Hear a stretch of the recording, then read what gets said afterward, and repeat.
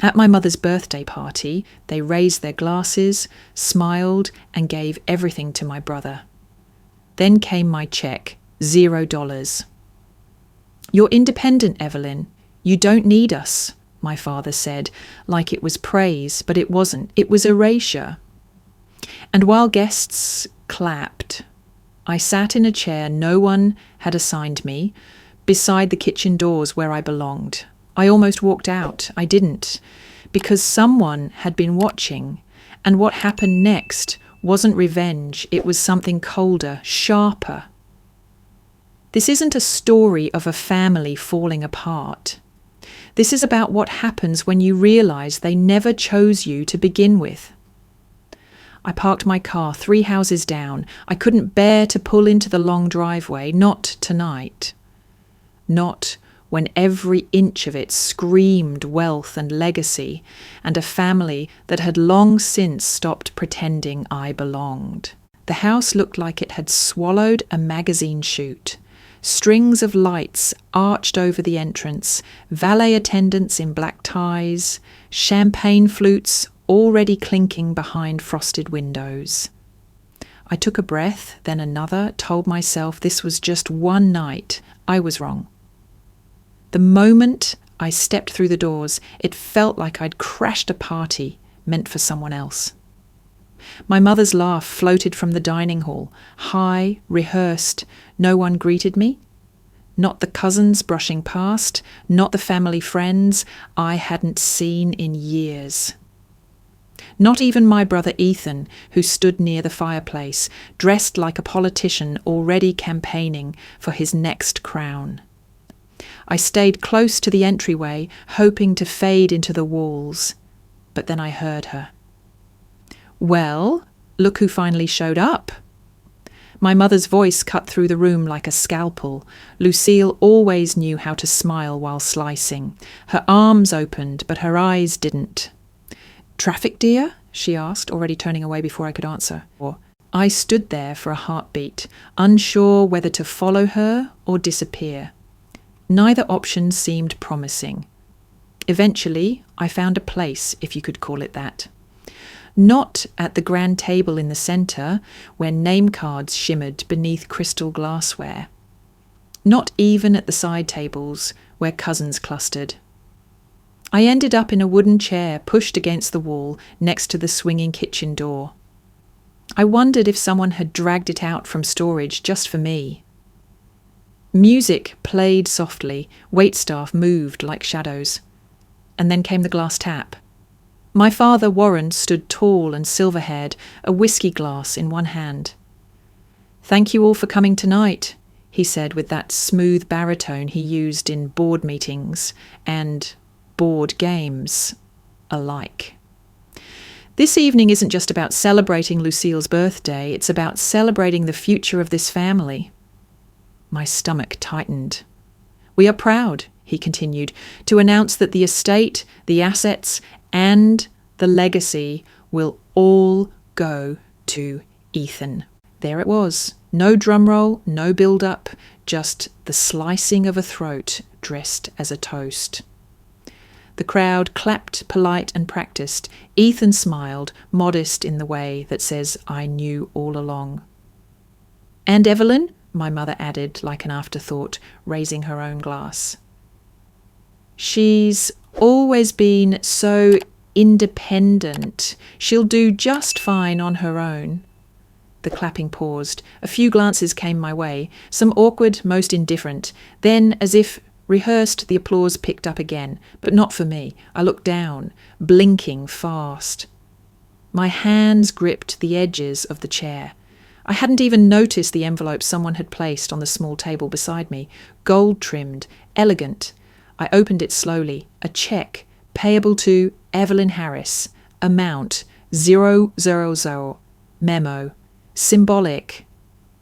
A laugh, soft, sharp, came from somewhere behind me. I folded the check carefully, returned it to the envelope, and placed it on my lap like something sacred. Lucille walked by, her perfume sweet and suffocating. "It's a gesture," she said without stopping. "You understand?" I nodded once, but I didn't understand, not really. Not how they'd crafted this entire evening to crown Ethan while dressing my erasure in champagne and silk. I stared ahead, past the candles, the chandeliers, the people who used to hold me as a baby and now wouldn't even meet my eyes. My ears buzzed, my throat burned, and somewhere, deep in the echoing silence of my own thoughts, a sentence pulsed like a drumbeat. They never wanted you here. A fork clinked to the floor across the room, the only sound breaking the stillness after my parents' announcement. No one moved toward me. No one looked. Even the servers avoided eye contact as they weaved through tables, balancing silver trays like the night was just another event to survive. Then, unexpectedly, a chair scraped, slowly, deliberately. From the far end of the room, Grandma Rose stood. At first, no one noticed, but then her voice, soft but razor-sharp, cut through the din. "Warren," she said, her hands resting lightly on the back of her chair, "you can celebrate your son if you must, but do not erase your daughter." The silence hit like shattered glass. Heads turned, napkins froze mid-fold. Even Ethan paused mid-toast, his grin faltering. My father's brow twitched, just slightly, as if swatting at an inconvenient insect. "Mum," he said with a chuckle, forced and hollow, "let's not turn this into something dramatic." Grandma Rose didn't flinch. "It already is." Someone near the fireplace coughed. A man in a blue suit sipped from his glass too quickly. Across the room, a child whispered, "What's happening?" to her mother, who shushed her gently. The tension was alive, electric, and for 1 second I let myself believe something was about to shift. But then Grandma Rose, slowly, without another word, sat back down. Just like that. No speech, no demand, no confrontation. Just those few words and a return to stillness. The room exhaled. The clatter of silverware resumed. The music, soft jazz from a hidden speaker, swelled up as if cued to drown out the moment. And that was it. My heartbeat, which had surged in that moment of hope, now tumbled into something cold and hollow. I stared at her from across the room, willing her to do something else, but she didn't look at me, didn't move again. Whatever rebellion had stirred in her lasted all of 20 seconds. Then it, too, had folded into silence. I sank back into my chair, the weight of the evening pressing down harder than ever. My hands, still clutching the envelope, began to tremble again. The check inside felt heavier now, like a tombstone in paper form. A young server passed by, carrying a tray of sparkling water. She paused beside me. I looked up, ready to wave her on, but instead of offering a glass, she leaned slightly closer. "Miss Harris?" she said, almost inaudibly. I blinked. "Yes?" She slipped a small folded note into my hand. "From your grandmother." Then she was gone, swallowed into the blur of black aprons and polished shoes. I stared at the folded paper. It wasn't fancy. No gold trim, no wax seal, just an old scrap of stationery. My fingers shook as I opened it. One line, written in Grandma Rose's familiar looping hand. "Don't leave. The night isn't over." I stared at the words, my breath caught somewhere between shock and disbelief. Not over. I looked back toward India. She still sat there, hands folded, face unreadable, not looking at me, not giving anything away, but the note burned in my palm like a promise. The night wasn't over. Suddenly, the chair beside the kitchen door didn't feel quite so forgotten. I sat a little straighter, let them keep clapping for Ethan, let them toast their illusions. Whatever was coming next, I wouldn't miss it. The morning sun filtered through gauzy curtains, like it didn't remember last night. I sat alone at the far end of the brunch table, a small linen napkin folded neatly in my lap, untouched. The smell of citrus glaze and brewed coffee filled the air, clashing violently with the weight in my chest. Laughter rolled down from the main table where Ethan held court, his charm as polished as his watch. I stirred my tea absently. No one noticed I hadn't eaten. It felt surreal to be here in this same house, surrounded by the same walls that had once echoed with my childhood laughter. But it wasn't mine anymore. Maybe it never had been. The clink of a spoon on fine china jolted me back. I watched as Lucille refilled someone's glass, then dabbed the corner of her mouth like nothing had happened. Like last night hadn't severed something permanent. I let my eyes wander, drifted beyond the soft murmurs of brunch conversation, back into a memory that still clawed at me. I was 26 when Grandpa Harris died. I remember because I didn't sleep for weeks afterward. The family business was in shambles, contracts unsigned, debts lurking behind every asset, properties left in limbo. Everyone else backed away from the mess, claiming grief or incompetence or simply not having time. I didn't. I spent that year buried in files. I cancelled vacations, I missed promotions, I sat in lawyers' offices, went over every clause in dusty wills, met with accountants, brokers, trustees. Grandpa had trusted me. He'd said it himself. "You're the sharp one," he used to say, tapping his temple. "You'll keep us afloat." And I did. I brought it all back from the edge, reorganised the holdings, streamlined the subsidiaries, renegotiated leases. The firm survived because of me. No one said thank you. But I didn't care.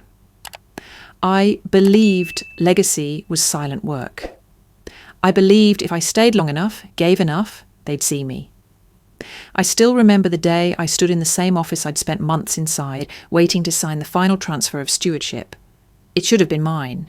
Instead, the papers named Ethan, not as a co-chair, not even a partner, as the sole heir and executor of the Harris Trust.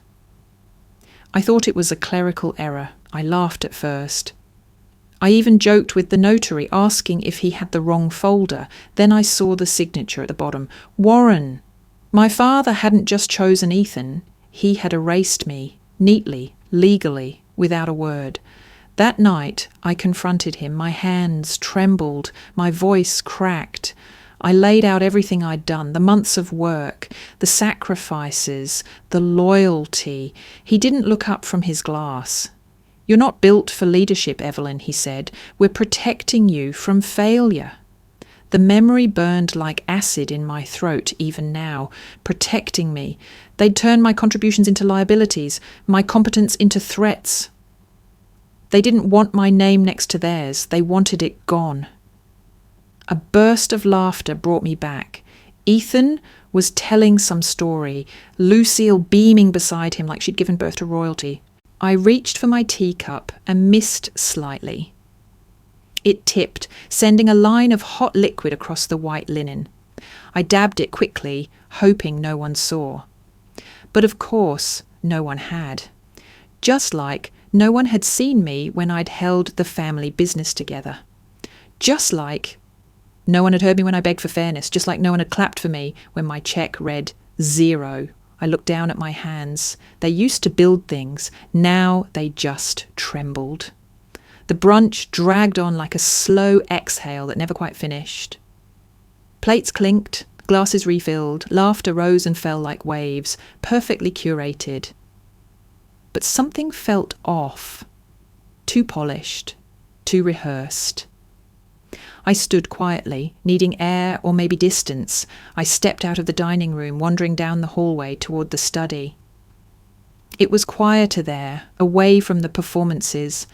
I wasn't sure what I was looking for, maybe just silence. The door to the small conservatory was slightly ajar. I didn't intend to eavesdrop. But then I heard my name. "She'll leave after today," Lucille's voice. Cold, certain, I froze. I hope so, Ethan replied. It's cleaner that way. No more awkwardness. No more guilt trips. She always makes herself the victim, Lucille muttered. It's exhausting.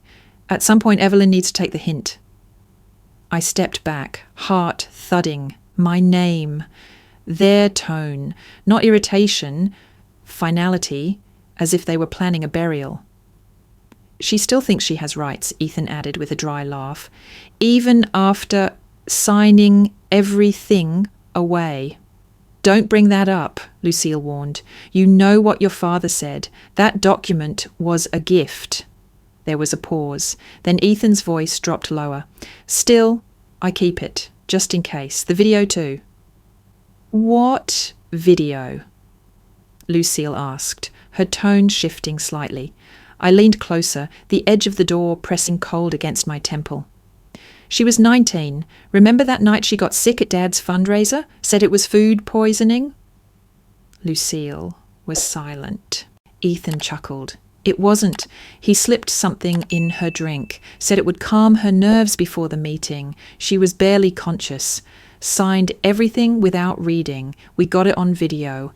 Dad said to keep it buried. My breath stopped. Video. Signed everything. Drugged? My knees nearly buckled.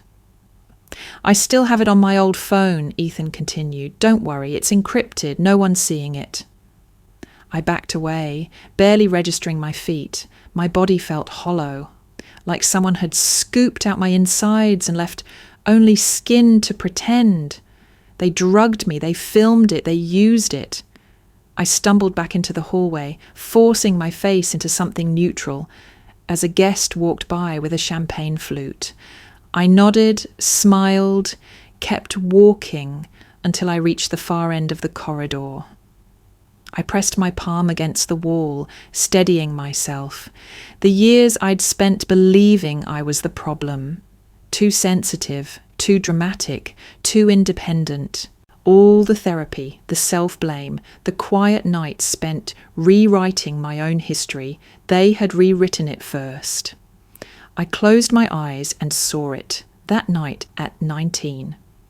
I remembered the nausea, the spinning lights, my father guiding me into the study. Just sign this, sweetheart. You're helping the family. I remembered thinking how proud he looked. Now I knew why. I wanted to scream, or cry, or collapse. But all I could do was stare at my hands again. They weren't trembling anymore. They were tightening, curling into fists. Whatever I'd believed about my past, whatever pieces I'd clung to as evidence that maybe they loved me, maybe they just didn't know how to show it, was gone. They hadn't failed me. They had orchestrated me. And now I had to decide what came next. I didn't sleep that night. The house echoed with the sounds of celebration, but none of it reached me. After what I'd overheard, after what I now knew, I felt like a stranger trapped inside someone else's nightmare. My mind spun with images, signatures, pills, video files buried in old phones. I kept hearing Ethan's voice on a loop. She signed everything. By morning, I was hollowed out, eyes raw, body buzzing with the wrong kind of energy.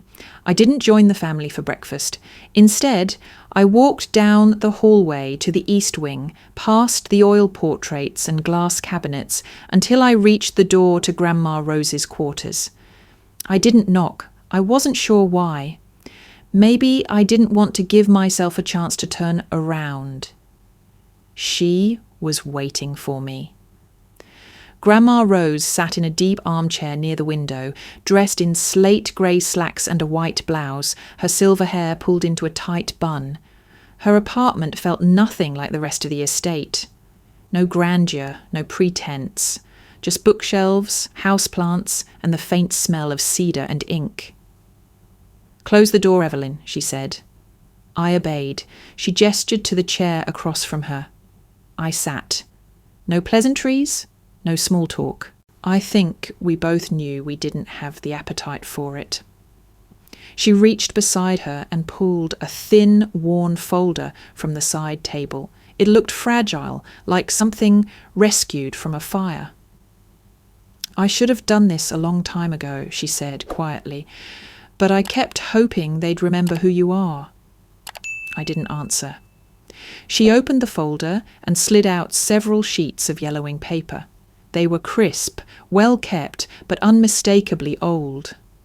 My breath caught when I saw the handwriting. "Your grandfather's original will," she explained. "Written before he got sick, before your father stepped in." I leaned forward, fingers trembling as I read the top lines. "To my granddaughter, Evelyn Claire Harris, I leave." I couldn't finish. "You were always meant to be the steward," Grandma Rose said softly. "Not just of the estate, of the family's future." I shook my head, the words tangling in my throat. "Then why didn't he tell me? Why didn't anyone—" "He did," she interrupted. "He tried. But Delroy," she caught herself, correcting the name, "Warren intercepted everything. Letters, files. He convinced your grandfather that Ethan needed more support. He said you were emotionally volatile." I laughed once, bitter and hollow. I was 19. "Yes!" She nodded. "And brilliant, and loyal, and dangerous, because you saw through them. That's why they had to make you disappear." The papers in my hand trembled. "All these years," Aunt, I whispered. "I thought I was the problem." "No," Grandma said. "You were the plan. Until you weren't convenient." I stared at the will, heart pounding. "Does this still hold up?" "No," she said softly. "Not legally. Warren had it replaced. But this proves what was intended. It proves what was stolen." I looked at her, eyes burning. "You kept this all this time?" Her gaze didn't flinch. "Every war needs a vault." And suddenly I understood. This room wasn't just a sanctuary, it was a war room. And the war had just begun. I hadn't even placed the papers back in the folder when Grandma Rose stood up slowly, her joints stiff but her spine impossibly straight. She crossed the room to a narrow armoire I'd never noticed before, half hidden behind a tall philodendron. She opened it with an old brass key that hung on a chain around her neck.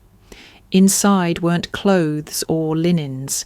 It was filled with boxes, labelled, dated. Colour-coded tabs poked from file folders. Tucked among them were thumb drives, notepads, and legal binders. Decades of quiet preparation. She pulled out a thin black portfolio and carried it to the table.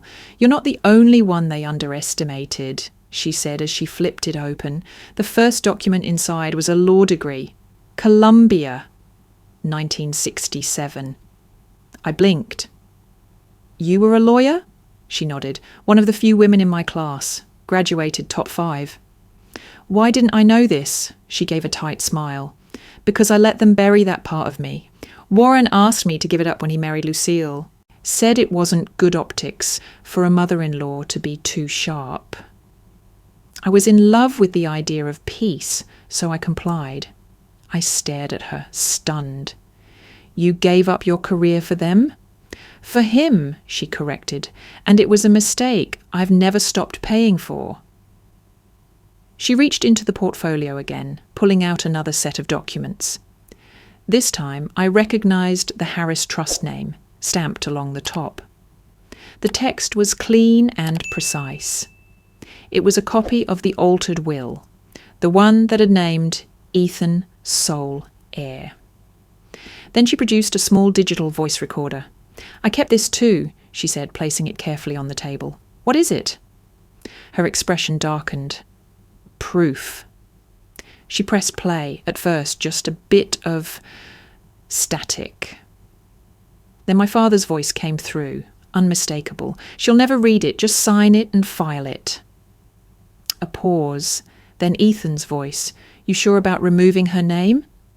"She was never going to lead. This way we don't have to argue about it later," Lucille chimed in, her tone clinical. "And she won't have legal recourse?" She'll have nothing, Warren said, because she won't even know she lost anything. Click. The recording ended. I couldn't move, couldn't breathe. My own father had orchestrated it. My brother had stood by. My mother had approved. And none of them ever thought I would find out. Grandma Rose slid the recorder closer. I've held on to this for 6 years. Why now? I whispered. Because last night was the first time you looked ready to fight. I looked down at the recorder, my reflection fractured across its small black surface. What do I do with this? She leaned forward, her voice low and steady. Whatever you choose, this is your war now. But know this. Her eyes locked with mine. You won't be fighting alone. Something in my chest cracked open. I can't believe you've kept all of this. I've lost many battles, Evelyn, she said, but I never stopped playing. She picked up a silver chess piece from her bookshelf, a queen, and set it in front of me. I won't be your general, that has to be you, but I will be your silent queen. A silent queen, not in front, not forgotten, just watching, waiting, ready. The next morning I left the estate before anyone else was awake. No notes, no explanations.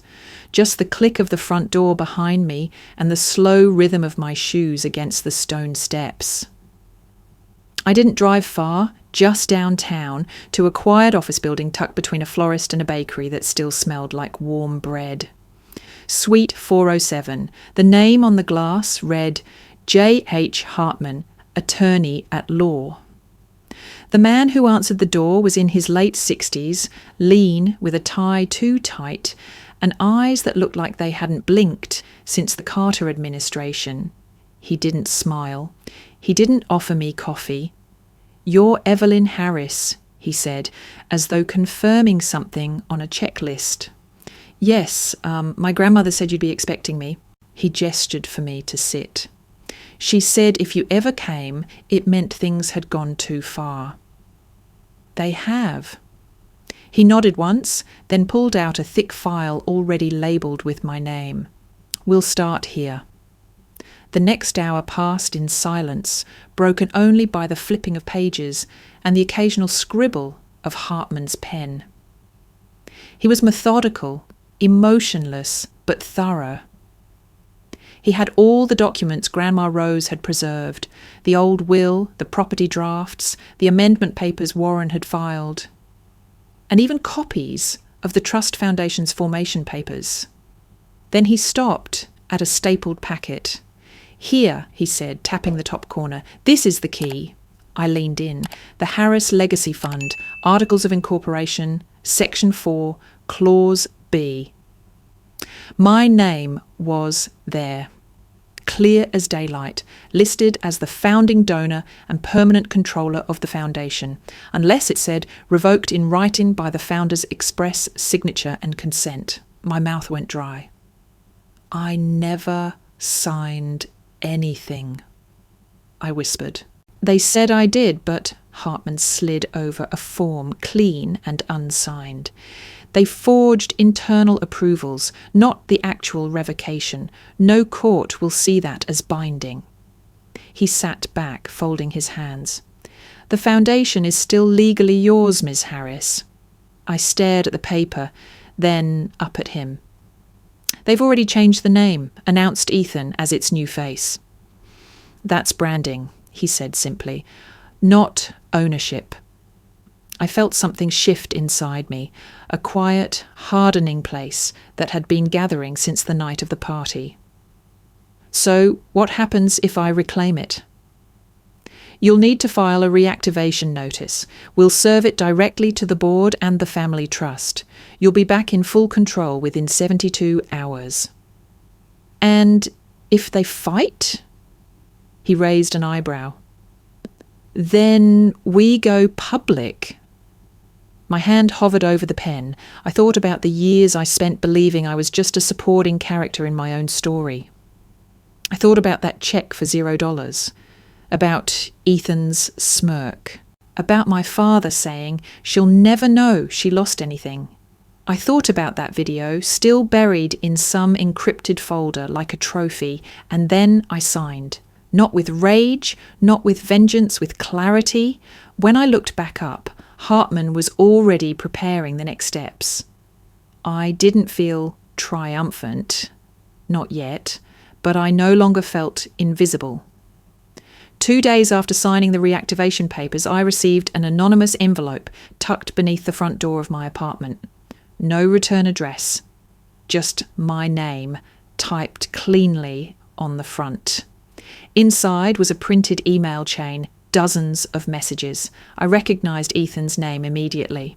At first glance, it seemed like standard internal correspondence, meeting agendas, board notes, marketing plans.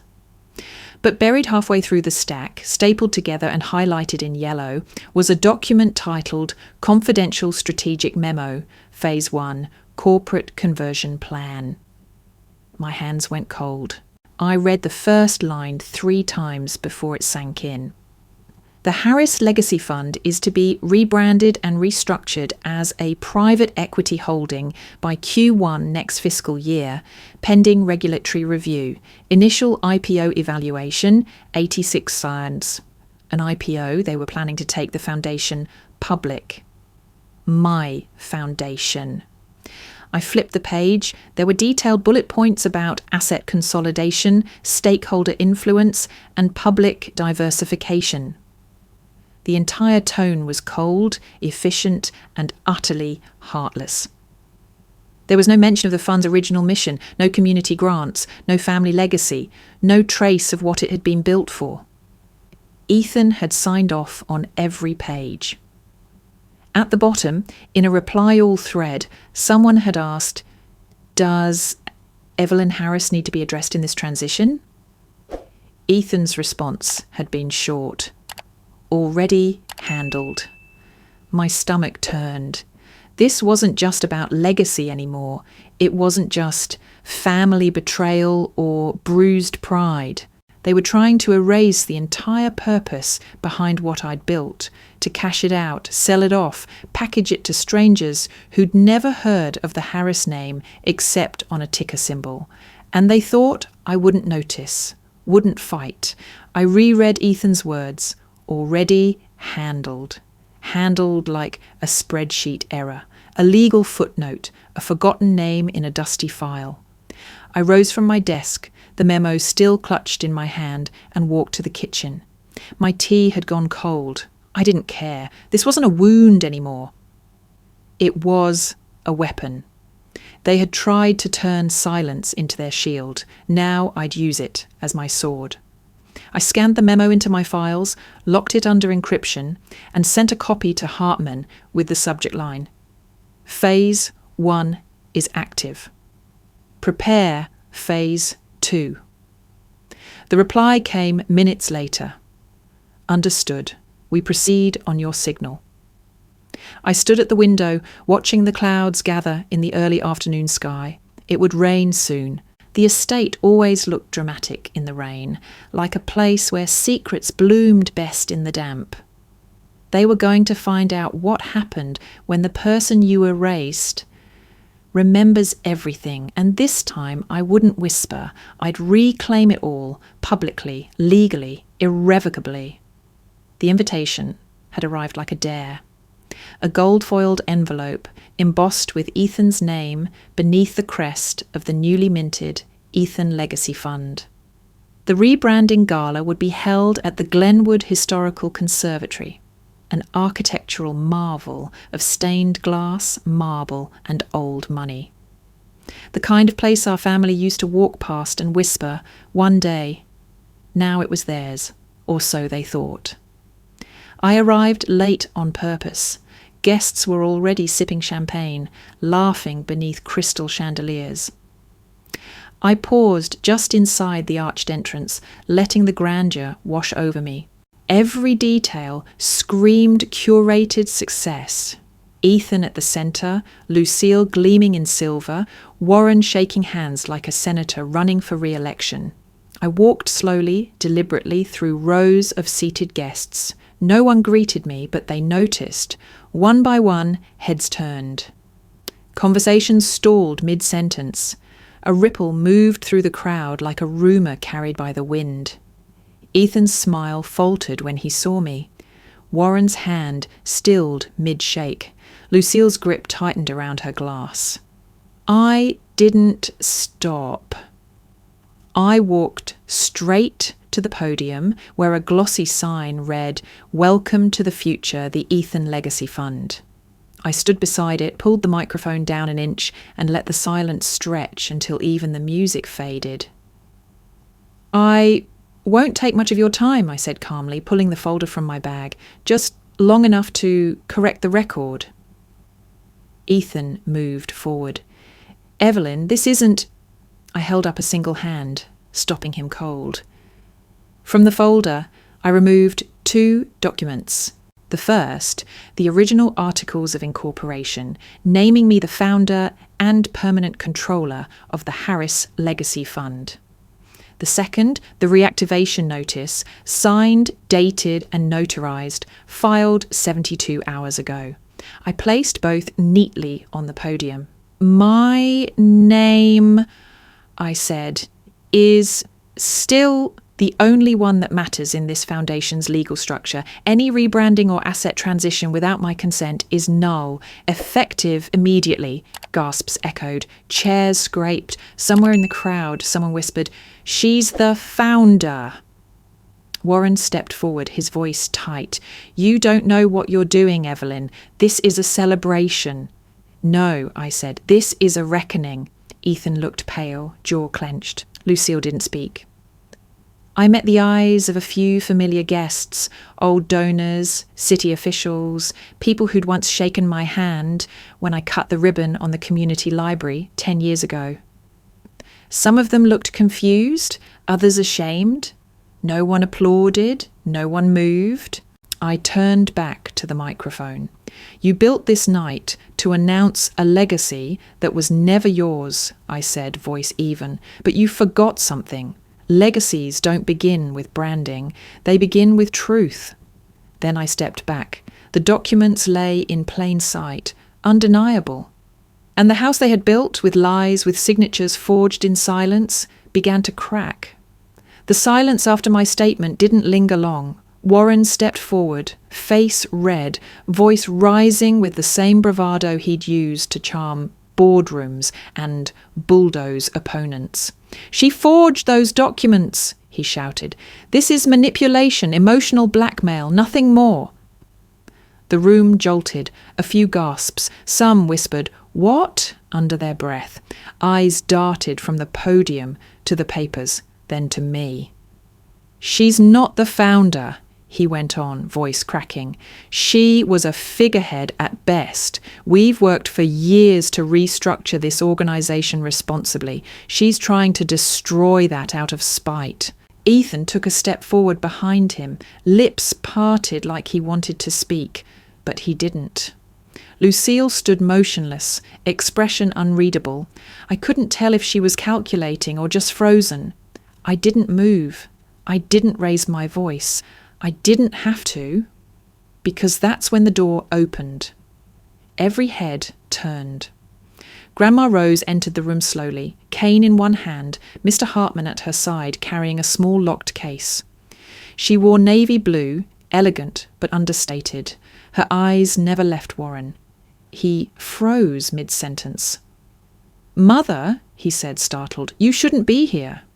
"No," she replied, voice sharp, "but I am." The crowd shifted, making room for her. No one said a word. "I've stayed silent too long," she continued. "But silence protects the wrong people." She looked at Hartman and gave a small nod. He opened the case, revealing a simple digital recorder and a few neatly labelled documents. "Play it," she said. Hartman pressed a button. Warren's voice filled the air, crackly but unmistakable. "She won't even notice she's been cut out. Evelyn signs whatever we put in front of her. She doesn't have the guts to challenge us. She never has. There was a beat of silence. Then, change the name on the deed.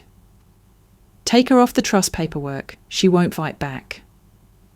The recording stopped. The air went still. Warren's jaw clenched.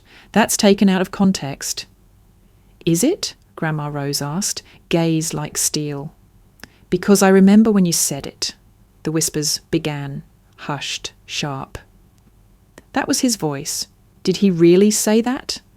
I thought Evelyn left the trust voluntarily. I stood at the podium, the document still in front of me, my hands steady now. Ethan didn't move. Not to defend. Not to deny. His silence spoke louder than anything Warren had screamed. Slowly, one by one, the people in the room began to step back from my father. Not dramatically, just inches, but visible, enough. Someone at the back muttered, "This is fraud." Warren looked around, eyes wild. She's twisting everything. But no one stepped forward for him. He looked to Lucille. She didn't meet his gaze. Then to Ethan. Still nothing. And for the first time, I saw something in my father's face I'd never seen before. Fear, not of losing control, of no longer being believed. I didn't gloat, I didn't smile, because this wasn't over. Ethan hadn't spoken. The board hadn't voted. The world hadn't caught up yet. But something had shifted. The house had cracked. And I had the blueprint to finish the demolition. The estate looked different in the morning light, less intimidating, more human somehow. The string lights from the gala had been taken down. The banners folded away. The sign that once read, "The Ethan Legacy Fund," now sat in the garage, collecting dust where it belonged. The house was mine now, but I didn't step into the master suite. I passed by it every evening, doors closed, curtains still drawn. Warren's room had always smelled faintly of leather and power. I wanted none of that. Instead, I chose Grandma Rose's old sitting room. It was small but filled with light. Her books still lined the shelves.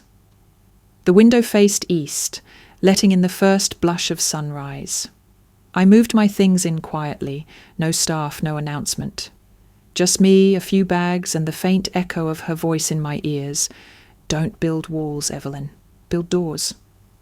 That first morning, I brewed coffee in her old percolator and carried it outside to the porch. The wood creaked beneath my steps. Dew clung to the railings. And there it was, my chair. I'd found it behind the garage. Same shape, same worn edges, same dull brown as the one they'd shoved me into beside the kitchen doors years ago.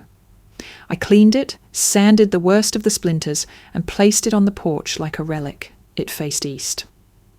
Every morning since, I sat there, not in mourning, not in anger, in something quieter, something deeper. I watched the sun rise, sipped my coffee, let the silence settle around me like a second skin. There were no calls from Warren, none from Lucille. Ethan hadn't reached out either, not a single email, not even a carefully worded statement. They had gone silent, and for once I didn't feel desperate to break it. I welcomed the stillness, because for the first time, silence was mine, not a punishment, a power. In the evenings, I walked the property, past the garden where Grandma had once planted rosemary and thyme, past the edge of the woods where I'd scraped my knees, chasing fireflies as a child. It wasn't all peace. There were ghosts here, memories that clung to corners, but they didn't haunt me. They reminded me of what I'd survived, of who I had become. Inside, I kept a copy of the reactivation notice framed on the wall, not for show, not for validation. Just a reminder, I had taken back what was mine. Not through rage, not through vengeance, but through truth. And truth didn't need to scream. It just needed to last. The letter arrived in a manila envelope, no stamp, no return address. Just my name, written in Grandma Rose's unmistakable cursive. It was delivered by a woman I didn't recognise, a quiet figure in a navy coat, who handed it to me at the gate and disappeared before I could ask her name. I knew before opening it what it meant. She was gone. I didn't cry right away. I just stood there on the porch, letter pressed against my chest, the morning sun suddenly too bright. The birdsong around me blurred into a static hum. My knees softened, but I didn't fall. I lowered myself into the wooden chair, fingers trembling, and began to read. It was only a page. My Evelyn, if you're reading this, then the silence has arrived for me too. I want you to know I left this world not bitter, not afraid, but full. You gave me that. You have reclaimed what was yours. That is victory. But remember this, winning is easy when you're fueled by injustice. Living with compassion afterward is harder. Power can make us cruel, even when we think we're righteous. Don't let it. You are not like them. Never were. Build something better. Live wide open. Love when it's hardest. And let them be the ones who never learned how. I read it 3 times. By the 4th, I couldn't see the words anymore. My tears fell quietly, soaking into the fibres of paper I couldn't bear to fold. I clutched the letter like a lifeline, then held it to my lips. She had always been the quietest one in the room, the one they underestimated. She was also the last tether to the part of my past that felt safe, and now she was part of the silence. But her words didn't echo like a ghost. They lit something in me, a question I hadn't dared ask since the night I took everything back. What now? I could keep the foundation, keep the power, guard it like a fortress, or I could do what she asked, live wide open. That week, I returned to the offices of the Harris Legacy Fund. The staff had kept it running in my absence, confused, cautious, waiting. I called a meeting with every department head. I told them the name wasn't changing back to mine. In fact, the name didn't matter at all. The mission did. We would reopen applications for community grants, prioritise education, small businesses and housing, just like Grandpa originally envisioned. But this time we'd go further. Accept oversight, share decision-making, operate in daylight, not behind closed doors. One assistant looked at me, unsure. You're giving up control? No, I said. I'm giving up the illusion of it. They didn't understand at first, but over time they would. Because this wasn't about proving I was better. It was about becoming something different. The silence Grandma left behind wasn't emptiness. It was a path. One I had to walk without her, but not alone. I never moved into the executive office. It sat untouched on the top floor, all glass and leather and legacy. They offered it to me more than once, along with the title Executive Director, President, Chairwoman. Pick your label. I declined them all. Instead, I claimed a desk in the back corner of the grants department, between the copier and the kitchenette. The coffee machine sputtered every hour, the air smelled faintly of toner and microwave soup, and it felt exactly right. I didn't need my name on the door anymore. I'd already reclaimed something bigger, my place. Some mornings I arrived before the lights flickered on. I sorted mail, checked voicemails, brewed coffee for whoever walked in next. Most of the new staff didn't even recognise me at first. A few thought I was a volunteer. I never corrected them. I read every grant application that came through, not to approve or deny, but to understand, to remember why the foundation existed in the first place. I met with single mothers, veterans, teachers running classrooms on shoestring budgets. I listened more than I spoke. And in that quiet, something healed. I stopped counting the days since I'd heard from Warren, Lucille, or Ethan. Their silence didn't sting anymore. It felt expected, like winter, chilling but manageable. Lucille had sent one email in the weeks after the gala, 6 words. We hope you're satisfied. Goodbye. I hadn't replied. There was nothing left to say. Ethan, as far as I knew, had stepped down from his pending board seat. Whether out of guilt or shame or strategic retreat, I didn't know. I didn't ask.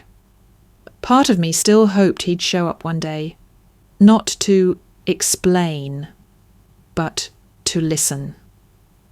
Until then, I kept the coffee warm. Every afternoon around 4, I stepped outside to the small courtyard we'd turned into a public space. There, beside the garden beds and community bulletin board, sat a pair of chairs. One was mine, the other stayed empty, not because I was waiting, but because I wasn't closing the door. That empty chair meant something now. It wasn't absence, it was invitation.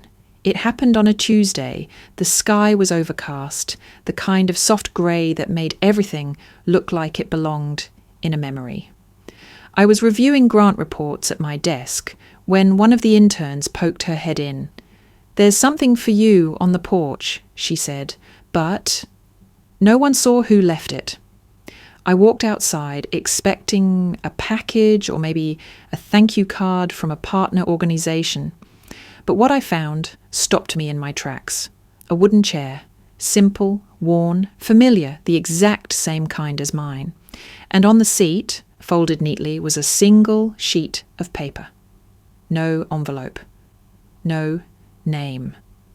Just 7 handwritten words. "If you want, I'm ready to listen." No signature. But I knew the handwriting. Ethan. I stood there for a long time, staring at the note, then at the chair. It looked just like the one I sat in every afternoon, even down to the scratch along the right leg, intentional, like someone had tried to match the damage. He hadn't knocked, hadn't called, hadn't offered an apology, just the chair and an opening. I didn't cry. I didn't smile either. I simply carried the chair to the courtyard, placed it beside mine, slightly angled, not perfectly aligned, and walked back inside. I didn't tell anyone about it, not that day, not the next. But every afternoon after that, when I brought out my coffee, I brought his chair too. I didn't know if he'd ever sit in it. I wasn't waiting for him, but I wasn't locking the door either. Forgiveness hadn't arrived. Not yet. Maybe not ever. But openness had. That was enough for now. 1 week later, a boy from a nearby school stopped by with his grandmother to drop off a thank you note. He saw the 2 chairs and asked if someone was joining me. "Not today," I said. He tilted his head. "Why leave it out?" I smiled. "In case someone needs it." He seemed satisfied with that, and I realised I was too. There was power in not needing the invitation anymore, in not chasing seats I was never meant to fill, in building my own, sturdy and real, from splinters and silence. I had made my place, and now I left a seat for one more, maybe Ethan, maybe someone else, maybe no one. But it stayed there, just in case. Because I'd learned something simple, something sacred. I wasn't waiting to be welcomed anymore. I was ready to welcome someone else.